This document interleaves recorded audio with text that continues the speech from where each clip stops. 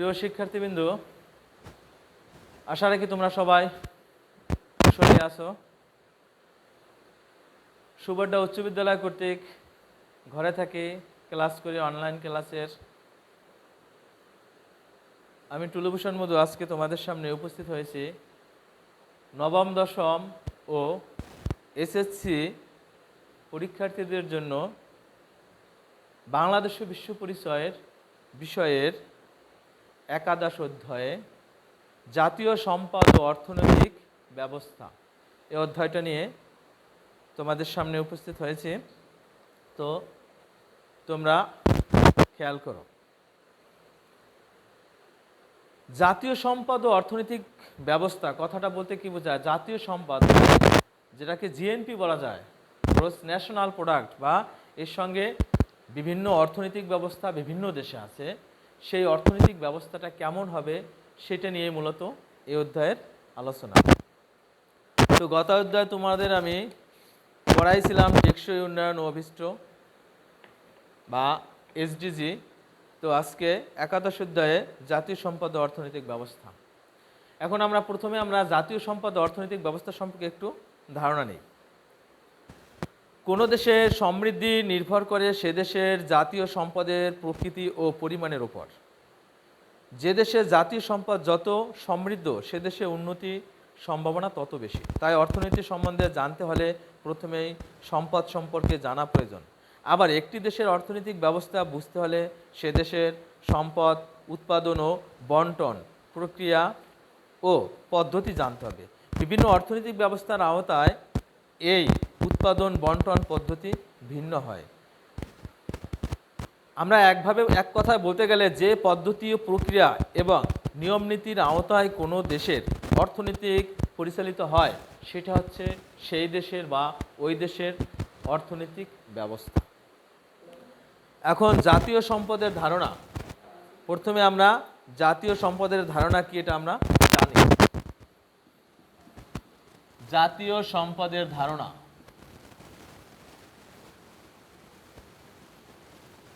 সম্পদের ধারণা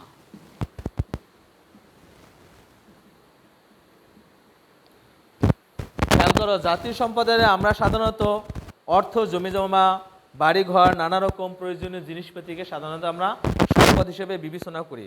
এর সঙ্গে স্বর্ণ, রৌপা এগুলোও থাকে। এখন এগুলোই হচ্ছে মূলত সম্পদ। এর সঙ্গে কোনো দ্রব্য মানুষের অভাব পূরণের ক্ষমতাকে বলা হয় উপযোগ।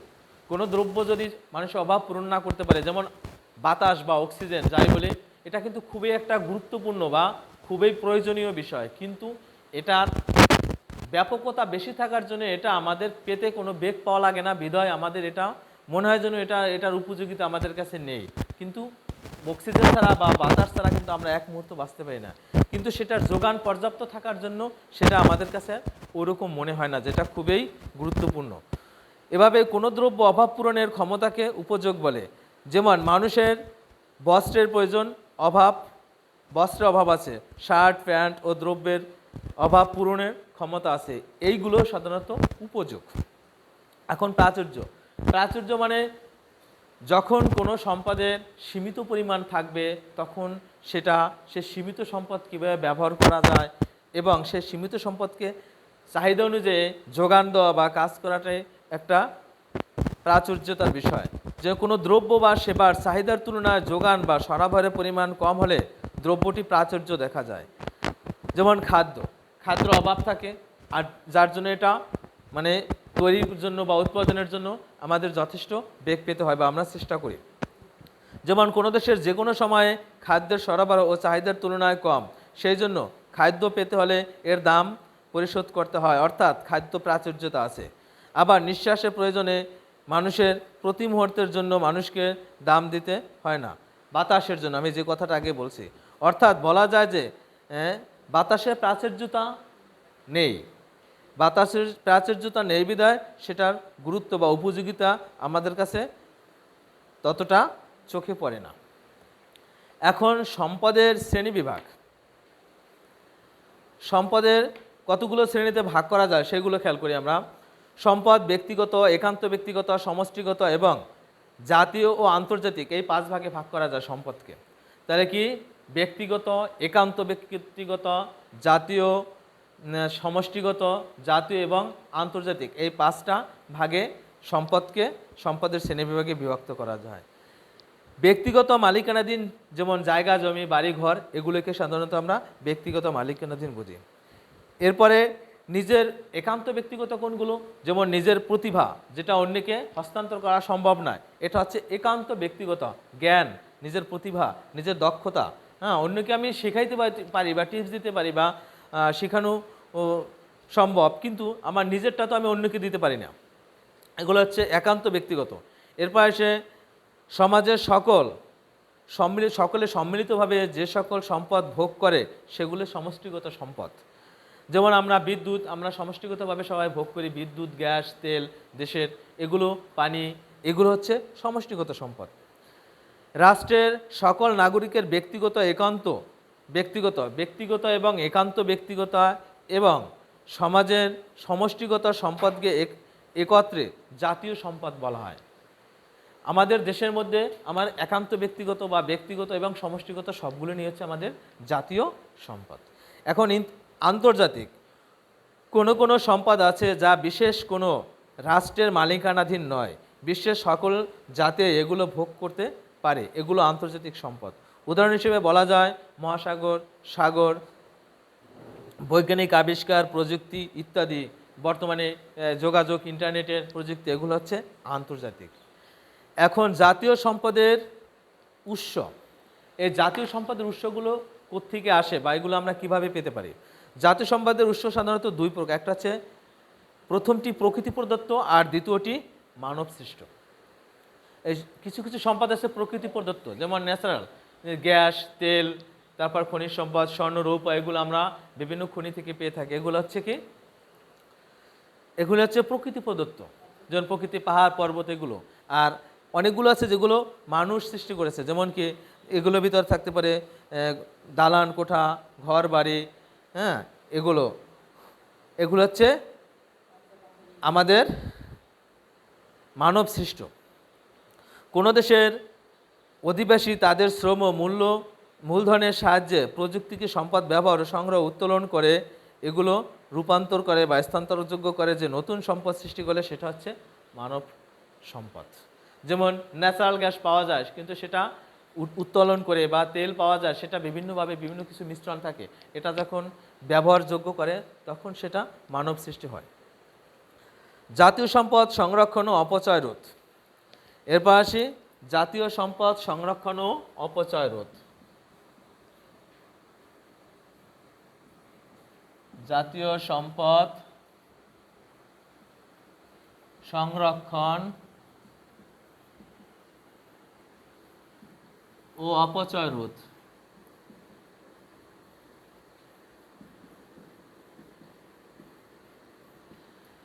আমাদের জাতীয় সম্পদগুলো সংরক্ষণ করতে হবে সঠিকভাবে, এবং সেগুলো যেন অপচয় আমরা না করি, সেগুলো আমাদের অবশ্যই খেয়াল রাখতে হবে। যেমন আমরা বিভিন্ন সময় যে বিদ্যুৎ, গ্যাস সবগুলো ইউজ করি, সেগুলো ব্যবহার করার পর সেগুলো যেন আমরা বন্ধ করি, প্রয়োজনে ব্যবহার করে সেগুলো বন্ধ করে রাখা। কারণ এই জাতীয় সম্পদ বা এগুলো যদি আমরা সঠিকভাবে ব্যবহার না করি, তো একদিন আমাদের দেশে এটির প্রচুর সমস্যার সৃষ্টি হতে পারে। কোনো বস্তু বা দ্রব্য, প্রতিষ্ঠান, সম্পত্তি বিশেষ যত্ন সহকারে রক্ষা করা, তার তত্ত্বাবধান করাকে বলে সংরক্ষণ।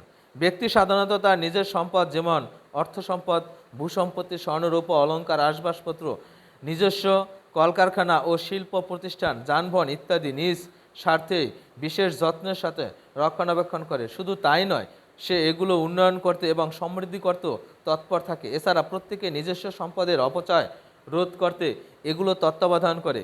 কোনো সম্পদ কোথায় কী অবস্থায় আছে তার খোঁজখবর রাখা, সম্পদের কোনোরকম ক্ষতির কারণ ঘটলে তা রোধ করা বা রোধ করার চেষ্টা করা। হ্যাঁ, মানব সম্পদ হলো যথাসম্ভব তা দূর করার ব্যবস্থা নেওয়ার সংরক্ষণ কাজের অন্তর্ভুক্ত। ব্যক্তিগত সাধারণত তার নিজস্ব সম্পদ অযথা ব্যয় না করে, অপচয় করে না করে প্রয়োজনের অতিরিক্ত ব্যয় না করা, এগুলো হচ্ছে সতর্কতা অবলম্বন করা। তা এগুলো আমরা কিভাবে রক্ষণাবেক্ষণ করতে পারি? যেমন ব্যক্তিগত সম্পদ রক্ষণাবেক্ষণ করি, তেমনি জাতীয় সম্পদগুলো আমাদের সেভাবে রক্ষণাবেক্ষণ করতে হবে। এরপরে বাংলাদেশের জাতীয় সম্পদের সংরক্ষণ ও অপচয় রোধে করণীয়, আমরা কি কি কাজগুলো করতে পারি যাতে এগুলো থেকে আমরা অপচয় রোধ থেকে বিরত থাকতে পারি। জাতীয় সম্পদ সংরক্ষণের জন্য রাষ্ট্রীয় যেসব ব্যবস্থা আছে সেগুলো যাতে কোনোভাবে ব্যাহত না হয় সেদিকে লক্ষ্য রাখতে হবে। আমরা জানি যে সেতু, গুরুত্বপূর্ণ স্থাপনা, অফিস, ভবন ইত্যাদি রক্ষণাবেক্ষণের জন্য নিরাপত্তা রক্ষী থাকে। এসব কোনো সময় অরক্ষিত দেখলে যথাযথ কর্তৃপক্ষকে জানাতে হবে। কেউ যেন এসব সম্পদের কোনো ক্ষতি সাধন না করতে পারে সে বিষয়ে সচেতন থাকতে হবে। এ ধরনের কোনো অপচেষ্টা থেকে অবৈধভাবে গাছ কাটা, পশু পাখি শিকার করা ইত্যাদি জাতীয় সম্পদের ক্ষতি সাধনের কারণ, এগুলো যদি আমরা দেখি অবশ্যই অবহিত করতে হবে। জাতীয় সম্পদের উন্নয়ন ও বৃদ্ধি সাধনের জন্য সচেষ্ট থাকা, তো এরকম এই ধরনের কাজগুলো করতে হবে যাতে আমাদের জাতীয় সম্পদ সংরক্ষণ করতে পারি বা আমাদের জাতীয় সম্পদ দীর্ঘস্থায়ী ব্যবহার করতে পারি তার লক্ষ্যে। এখন বিভিন্ন অর্থনৈতিক ব্যবস্থা বিভিন্ন ধরনের আছে। আমরা এখন সেই বিভিন্ন ধরনের অর্থনৈতিক ব্যবস্থা সম্পর্কে জানব। মানুষের প্রয়োজন বহুবিধ, তার খাদ্য, বস্ত্র, বাসস্থানের প্রয়োজন, সুশিক্ষা, সুস্বাস্থ্যের প্রয়োজন এবং সুন্দরভাবে বেঁচে থাকতে হলে প্রয়োজন বিনোদনের ব্যবস্থা, শৃঙ্খলা ও নিরাপদ পরিবার ও সমাজ ব্যবস্থা। এসব প্রয়োজন থেকে অভাবের সৃষ্টি হয়। সম্পদ সবসময় অপ্রতুল। অভাব পূরণের জন্য মানুষ চেষ্টা করে এবং উৎপাদন করে। উৎপাদন হলো দ্রব্য বা সম্পদের এক অবস্থা থেকে অন্য অবস্থার রূপান্তর। যেমন কাঠ থেকে চেয়ার তৈরি করা হয়, এর রূপান্তরই উৎপাদন। উৎপাদনের 4টি উপাদান হলো ভূমি, শ্রম, মূলধন, সংগঠন। এগুলো সম্পর্কে নিচে এখন আমরা আলোচনা করি। যেমন ভূমি, সাধারণত ভূমি বলতে জমি বোঝায়, কিন্তু অর্থনীতিতে ভূমি বলতে সকল প্রাকৃতিক সম্পদ যেমন জমি, জমির উপস্থিতি এবং অভ্যন্তরের সকল কিছুকে বোঝায়। এরপরে আসি শ্রম। উৎপাদনের কাজে ব্যবহারযোগ্য মানুষের শারীরিক ও মানসিক কর্মক্ষমতাকে শ্রম বলে। তা মূলধন, উৎপাদিত উপাদানসমূহের মূলধন। মূলধন হলো সেই ধরনের সম্পদ যা সরাসরি ভোগ করা হয় না, কিন্তু যা কাজে লাগে অধিকতর উৎপাদন করা হয়। যন্ত্রপাতি, কলকারখানা উৎপাদন কাজে ব্যবহৃত ভবন, অর্থ ইত্যাদি হলো মূলধন। সংগঠন ছাড়া কোনো কাজে ত্বরান্বিত করা বা কোনো কাজ সুচারুরূপে সম্পাদন করা সম্ভব না, তাই সংগঠন খুবই গুরুত্বপূর্ণ। সম্পদের 3টি উপকরণ যথা ভূমি, শ্রম, মূলধনকে সমন্বিত করে উৎপাদন কার্য অপরিহার্য ও সম্পাদনা করাকে বলে সংগঠন। যিনি সংগঠন করেন তাকে বলে সংগঠক বা উদ্যোক্তা। উৎপাদনের ক্ষেত্রে যে ঝুঁকি বা অনিশ্চয়তা রয়েছে সংগঠন সেটা বহন করে। তাহলে আমরা এই আলোচনা থেকে বলতে পারি যে মানুষ তার নানাবিধ অভাব পূরণের জন্য বিভিন্ন অর্থনৈতিক কার্যাবলী সম্পাদনা করে। যেমন প্রথমে থাকে তার অভাব, সে অভাবের পর সে প্রচেষ্টা চালায় অভাব থেকে পরিত্রাণের জন্য, তখন সে উৎপাদন করে। উৎপাদনগুলো যেন সঠিকভাবে বন্টন হয় সেজন্য বন্টন ব্যবস্থা এবং বন্টনকৃত সম্পদে আমরা ভোগে পরিণত হয়। তাহলে কি হলো আমাদের? অভাব, প্রচেষ্টা, উৎপাদন, বন্টন এবং ভোগ। এখন বিভিন্ন দেশে বিভিন্ন ধরনের অর্থনৈতিক বৈশিষ্ট্য আছে। এই অর্থনৈতিক বিভিন্ন ধরনের বৈশিষ্ট্যের মধ্যে যেমন আছে ধনতান্ত্রিক অর্থনৈতিক ব্যবস্থার বৈশিষ্ট্য, এরপর আছে সমাজতান্ত্রিক অর্থনৈতিক ব্যবস্থার বৈশিষ্ট্য, মিশ্র অর্থনৈতিক ব্যবস্থার বৈশিষ্ট্য, ইসলামী অর্থনৈতিক ব্যবস্থার বৈশিষ্ট্য। এই বিভিন্ন অর্থনৈতিক ব্যবস্থার বৈশিষ্ট্য আছে। এখন আমরা ধনতান্ত্রিক অর্থনৈতিক ব্যবস্থার বৈশিষ্ট্য সম্পর্কে জানার চেষ্টা করি। ধনতান্ত্রিক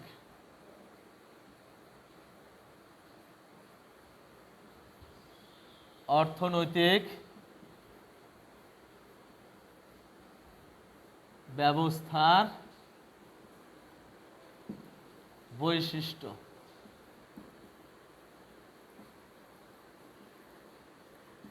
বৈশিষ্ট্যসমূহ। এগুলো মূলত বোঝার জন্য যে অর্থনৈতিক ব্যবস্থার বৈশিষ্ট্য, মানে একটি দেশের অর্থনীতি কোন ধারায় অতিবাহিত বা কোন ধারায় পরিচালিত হয়, সেটা হচ্ছে ওই দেশের অর্থনৈতিক ব্যবস্থার বৈশিষ্ট্য। যেমন ধনতান্ত্রিক অর্থনৈতিক ব্যবস্থার বৈশিষ্ট্য হলে মানে ব্যক্তি মালিকানাধীনের গুরুত্ব বেশি দেওয়া হয়। এখানে ব্যক্তি তার ইচ্ছা মতন সম্পদ তৈরি করতে পারবে বা উৎপাদন করতে পারবে, সে তার সম্পদের আরও মানে যাতে বৃদ্ধি পায়, নিজের তথা রাষ্ট্রের জন্য কাজ করে, এই ধরনের অর্থনৈতিক ব্যবস্থা। এখানে রাষ্ট্রীয় বান্ডিং ততটা থাকে না। যেমন উৎপাদনের উপযোগিতা, উপাদান সমূহের মালিকানা, এখানে যে উৎপাদন করবে তিনিই মালিক। ধনতান্ত্রিক অর্থব্যবস্থা উপাদানের উৎপাদনসমূহ বা ভূমি, শ্রম, মূলধন ও সংগঠন ব্যক্তি মালিকানাধীন, অর্থাৎ ব্যক্তি সম্পদ তার আয়ের সাহায্যে ভূমির মালিকানা অর্জন করতে পারে, শ্রমিকের নিয়োগ দিতে পারে, মূলধন পুঁজি সে নিজেই এগুলো করতে পারে। উদ্যোগ গ্রহণের স্বাধীনতা, এখানেও এক ব্যক্তি নিজের স্বাধীনভাবে সে নিজে উদ্যোগ গ্রহণ করতে পারে। তোমরা হয়তো ভাবতে পারো যে এটা কেমন ধরনের কথা, তো কারণ তুমি ছোটোবেলা থেকে এদেশেই বড় হয়েছো, কাজে তুমি দেখতেছো যে ব্যবসা বাণিজ্য প্রতিটা মানুষ আলাদা আলাদা করে, কিন্তু না, বিশ্বের বিভিন্ন অনেক দেশে আছে যেটা এই ধনতান্ত্রিক অর্থনৈতিক ব্যবস্থা গ্রহণযোগ্য না। তুমি যখন সেটা পড়বে তখন বুঝতে পারবে যে এটা কেন বলা হয়েছে বা এখানে আমরা কেন পড়তেছি। ধনতান্ত্রিক অর্থনৈতিক ব্যবস্থা ব্যক্তির এককভাবে গোষ্ঠীগতভাবে যে কোনো দ্রব্য উৎপাদন ও উদ্যোগ করতে পারে এবং সেজন্য প্রয়োজনীয় বিনিয়োগ করতে পারে, এক্ষেত্রে কোনো রকমের বিধিবিধান নেই। তাহলে বুঝতে পারছো। তারপর অবাধ প্রতিযোগিতা, এখানে প্রতিযোগিতা অবাধে, যে কোনো ব্যক্তি অন্য ব্যক্তির সঙ্গে প্রতিযোগী দিয়ে কোনো ব্যবসা সংগঠন বা বিভিন্ন দ্রব্য উৎপাদন করতেই পারে, সেটা তার ব্যক্তিগত অধিকার। ভোক্তার স্বাধীনতা, মানুষের অভাব পূরণের জন্য কোনো দ্রব্যের উপযোগিতা বা ব্যবহার করার প্রক্রিয়াকে বলে ভোগ। যেমন খাদ্য দ্বারা মানুষ ক্ষুধা মেটায়, সুতরাং খাদ্যবস্তু মানুষ ভোগ করে, কিন্তু কোনো কারণে খাদ্যবস্তু নষ্ট হলে তা ভোগ করে না। মানুষের অভাব পূরণের জন্য ব্যবহার করা হলেই ভোগ বলে। এরপর সর্বাধিক মুনাফা অর্জন, এখানে ব্যক্তি তার প্রতিষ্ঠানের জন্য বা তার নিজের জন্য সর্বোচ্চ মুনাফা নির্ধারণ করতে পারে কোনো দ্রব্যের উপর, সেখানে তার ব্যক্তিগত বিষয়। শ্রমিক শোষণ, এখানে মুনাফার পুরোটাই যে ব্যক্তি, যে প্রতিষ্ঠানের মালিক সে নিয়ে থাকে, এখানে রাষ্ট্রের অন্য কোনো ব্যক্তি বা অন্য কোনো প্রতিষ্ঠান সেখানে মালিকানা দাবি করতে পারে না। এরপর আমরা সমাজতান্ত্রিক অর্থনৈতিক ব্যবস্থার বৈশিষ্ট্য। এই সমাজতান্ত্রিক অর্থনৈতিক ব্যবস্থার বৈশিষ্ট্য বলতে এটা যদি তোমরা তুলনা করে এটার সঙ্গে ধনতান্ত্রিক, তাহলে তোমরা বুঝতে পারবে যে বিষয়টা কি। সমাজতান্ত্রিক অর্থনৈতিক ব্যবস্থা ব্যক্তি নিজে কিছুই করতে পারবে না, রাষ্ট্র কর্তৃক করবে, সে যেটা করবে সেটা রাষ্ট্রের জন্য হবে, কাজে রাষ্ট্রের নীতি নির্ধারণের অনুযায়ী সে কাজ করবে। এখানে সে যত সম্পদ সৃষ্টি করুক ব্যক্তির, সেটা তার নিজের ভোগের জন্য যতটুকু দরকার সে শুধু সেটুকুই পাবে, বাকিটা সব রাষ্ট্রের অধীনে চলে যাবে। বা সে যত কাজ করবে সেটা রাষ্ট্রের মাধ্যমেই করবে, রাষ্ট্র তার খাবার দাবার ভরণ পোষণ তার প্রয়োজনীয় দ্রব্যাদি সরবরাহ করতে বাধ্য থাকবে। এটা হচ্ছে সমাজতান্ত্রিক ব্যবস্থা। তো অবশ্যই তোমরা এখন বুঝতে পারছো যে ধনতান্ত্রিক এবং সমাজতান্ত্রিকের মধ্যে যে পার্থক্যটা বা ব্যবধানটা। এখন উৎপাদনের উপাদানসমূহের মালিকানা। সমাজতান্ত্রিক অর্থব্যবস্থা উৎপাদনের উপকরণ সকল সম্পদ রাষ্ট্রীয় মালিকানাধীন, সম্পদের উপর কোনো রকম ব্যক্তি মালিকানা থাকে না। সমাজতন্ত্র হচ্ছে সমাজের অর্থনৈতিক সংগঠন, এই সংগঠনের মাধ্যমে রাষ্ট্র উৎপাদনের 4টি উপাদানকে সমন্বিত করে একটি সার্বিক কেন্দ্রীয় পরিকল্পনা অনুসারে উৎপাদন কার্যক্রম নির্দেশনা দেয়, তা পরিচালনা করে। সমাজের সকল সদস্য এই পরিকল্পনা অর্থনৈতিক অনুসারে উৎপাদন কার্যে নির্দেশনা দেয়। এক কথায় বলতে গেলে রাষ্ট্র এখানে যে নির্দেশনা দেবে সেই অনুযায়ী কাজ করতে হবে। অর্থনৈতিক কার্যাবলী সরকারি নির্দেশনা। সমাজতান্ত্রিক অর্থব্যবস্থা সরকার দ্রব্য ও সেবা উৎপাদনের ক্ষেত্রে মৌলিক সিদ্ধান্তসমূহ গ্রহণ ও বাস্তবায়ন করবে। কোনো দ্রব্য কী পরিমাণে কখন কোন প্রক্রিয়ায় উৎপাদন হবে এবং ওই দ্রব্য কাদের নিকট সরবরাহ করা হবে সবই সরকার নির্ধারণ করবে, ব্যক্তির কোনো এখানে উদ্যোগ থাকবে না। ভোক্তার স্বাধীনতার অভাব, এখানে ভোক্তা নিজের স্বাধীন মতন কোনো কিছু ভোগ করতে বা ক্রয় করতে বা তৈরি করতে পারবে না, ভোগ করতে পারবে না। এখানে রাষ্ট্র থেকে তাকে যেটা যতটুকু ভোগ করতে দেওয়া হবে সে সেটুকুই ভোগ করতে পারবে। সমাজতান্ত্রিক ব্যবস্থা উৎপাদনের কোনো উপাদান বিষয়ক সিদ্ধান্ত গ্রহণ স্বাধীনতা নেই। তেমনি ভোগকারীর নিজ ইচ্ছামতো দ্রব্য সামগ্রী ভোগের সুযোগ নেই। অর্থনৈতিক কার্যাবলীর উদ্দেশ্য: সমাজতান্ত্রিক অর্থব্যবস্থায় সকল অর্থনৈতিক কর্মকাণ্ড প্রতিটি নাগরিকের মৌলিক চাহিদা পূরণ এবং জনগণের সার্বিক কল্যাণ সাধনের জন্য পরিচালিত হয়। এখানে ব্যক্তিগত মুনাফা অর্জনের কোনো সুযোগ নাই। আয় বন্টন: ধনতান্ত্রিক ব্যবস্থায় মুনাফার মধ্যে শ্রমিকের মজুরির একটি অংশ থাকে। যতটা মুনাফা অর্জন করে মালিক, সেটার একটা অংশ শ্রমিকের পরিশ্রমের টাকা। কিন্তু এখানে সবটাই রাষ্ট্রীয় কোষাগারে বা রাষ্ট্রের কাছে হস্তান্তর করবে। ব্যক্তি নিজে কিছুই আলাদাভাবে বা বিশেষভাবে অর্জন করতে সক্ষম হবেন না। তাহলে আমরা বুঝতে পারলাম ধনতান্ত্রিক এবং সমাজতান্ত্রিক অর্থনৈতিক ব্যবস্থা। এবার আমরা মিশ্র অর্থনৈতিক, এটা হচ্ছে ধনতান্ত্রিক এবং মিশ্র দুই ধরনেরই অর্থনৈতিক ব্যবস্থার মাধ্যমে, যেটা আমাদের বাংলাদেশেও আছে। এখানে যেমন রাষ্ট্রীয়ভাবে অনেক ধরনের সিদ্ধান্ত নেওয়া যেমন সম্ভব, কোনো প্রতিষ্ঠান বা কোনো স্থাপনা তদ্রূপ আবার ব্যক্তি নিজেও অনেক ধরনের স্থাপনা বা তৈরি করতে পারবে। যেমন সরকারি বেসরকারি খাতের সহ অবস্থান, দুটোই সহ অবস্থান থাকে। যেমন আমাদের দেশে যখন কোনো অনেকগুলো সরকারি পরিচালিত কোনো বিশেষ ব্যবস্থা বা কোনো শিল্পকে সরকার বিভিন্ন সময় দেখা যাচ্ছে সেটা ব্যক্তি মালিকানাধীন বা কোনো প্রতিষ্ঠানকে হস্তান্তর করছে। সোজা কথা যে সরকার এবং ব্যক্তি মালিকানা উদ্যোগে দুইটাই সহস্থান অবস্থানে করে বা পাশাপাশি বসে এই রাষ্ট্রের উন্নয়নের জন্য কাজ করতে পারে। এটা হচ্ছে মিশ্র অর্থনৈতিক ব্যবস্থার অন্যতম বৈশিষ্ট্য। এখানে প্রতিযোগিতা মিশ্র অর্থনৈতিক ব্যক্তি বা বেসরকারি খাতের প্রাধান্য থাকে, তাই দ্রব্য উৎপাদনের ক্ষেত্রে উৎপাদনের প্রতিযোগিতা এবং দ্রব্যের দাম নির্ধারণের ক্ষেত্রে বাজারের চাহিদা ও যোগানের স্বতঃস্ফূর্ত ক্রিয়া প্রতিক্রিয়া বিরাজমান। দাম ও সামর্থ্যের উপর ভিত্তি করে ক্রেতার পছন্দ ও উদ্যোক্তার বিনিয়োগে স্থির হয়। এখন আর একটা আছে শেষে ইসলামী অর্থনৈতিক ব্যবস্থার বৈশিষ্ট্য।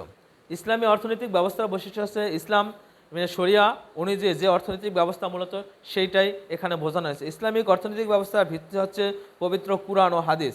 এই অর্থনৈতিক ব্যবস্থায় উৎপাদন ও বন্টনের বিষয়টি বুঝতে হলে আমাদের ইসলামী অর্থনৈতিক ব্যবস্থার মূল বৈশিষ্ট্যসমূহ বুঝতে হবে। এখানে সম্পদের মালিকানা, ইসলামে সম্পদের ব্যক্তিগত মালিকানা স্বীকৃত। ব্যক্তিগত মালিকানার সম্পদ মানুষ তার ইচ্ছামতো ব্যবহার ও ভোগ করতে পারবে। এ সম্পদ সে তার উত্তরাধিকারীদের নিকটও হস্তান্তর করতে পারবে। শরীয়ত ভিত্তিক অর্থনৈতিক কার্যাবলী, ইসলামী অর্থব্যবস্থায় অর্থনৈতিক ও অন্যান্য সকল কার্যাবলী শরীয়তের বিধান অনুসারে পরিচালিত হয়। ইসলাম ধর্মের 5টি মূল স্তম্ভ পবিত্র কুরআনের নির্দেশিত এবং এর হাদিসের বিধান অনুসারে অর্থনৈতিক মালিকানা বা কার্যাবলী নীতিমালা নির্ধারিত হয়। উৎপাদন ব্যবস্থা ও উৎপাদনের উপাদানসমূহের পারিতোষিক, ইসলামী অর্থব্যবস্থায় যে কোনো ব্যক্তি একক বা গোষ্ঠীবদ্ধভাবে শরীয়ত সম্মত দ্রব্য সামগ্রী উৎপাদন করতে পারবে এবং সেগুলো নিজেরা ভোগ করতে পারবে এবং বাজারজাত করতে পারে। তা বাংলাদেশের প্রচলিত অর্থনৈতিক ব্যবস্থা, বাংলাদেশের অর্থনৈতিক ব্যবস্থা মূলত মিশ্র অর্থনৈতিক ব্যবস্থা। বাংলাদেশের অর্থনৈতিক ব্যবস্থা মিশ্র অর্থনৈতিক ব্যবস্থা, কারণ এখানে ব্যক্তি মালিকানাধীন প্রতিষ্ঠান আছে, অনেকে গোষ্ঠীবদ্ধভাবেও আছে এবং সরকারি বিভিন্ন প্রতিষ্ঠানও বিভিন্ন দ্রব্য উৎপাদন ও বিনিয়োগের ব্যবস্থা আছে। তা সুতরাং আমাদের বাংলাদেশের অর্থনৈতিক ব্যবস্থা হচ্ছে মিশ্র অর্থনৈতিক ব্যবস্থা। তো শিক্ষার্থীরা, আমরা এই অধ্যায় থেকে যে বিষয়গুলো আমরা জানতে পারলাম সেটা হলো জাতীয় সম্পদ কাকে বলে, তারপরে সম্পদ কত প্রকার, সম্পদ আমাদের অপচয় করা উচিত না সেগুলো জানলাম, সম্পদ আমাদের কিভাবে বন্টন করা উচিত, ভোগ করার নিয়ম নীতিগুলো এবং সম্পদের বৈশিষ্ট্যগুলো এবং বিভিন্ন অর্থনৈতিক ব্যবস্থার, বিভিন্ন দেশের অর্থনৈতিক ব্যবস্থার বৈশিষ্ট্যগুলো সম্পর্কে আমরা জানলাম। তো শিক্ষার্থী বন্ধুরা, তোমরা এই অধ্যায় ভালোভাবে পড়ে এবং এই অধ্যায়ের মূল সারবস্তু আমি যতটা সম্ভব চেষ্টা করছি তোমাদের বোঝানোর, তোমরা বাসায় পড়ে বুঝে নেবে। আর যদি সমস্যা হয় তো আমাদের নক করলে আমরা অবশ্যই তোমাদের বাকিটুকু বুঝাই দেওয়ার জন্য চেষ্টা করব। সবাইকে ধন্যবাদ। ঘরে থাকো সবাই এবং পড়ালেখার সঙ্গে থাকো।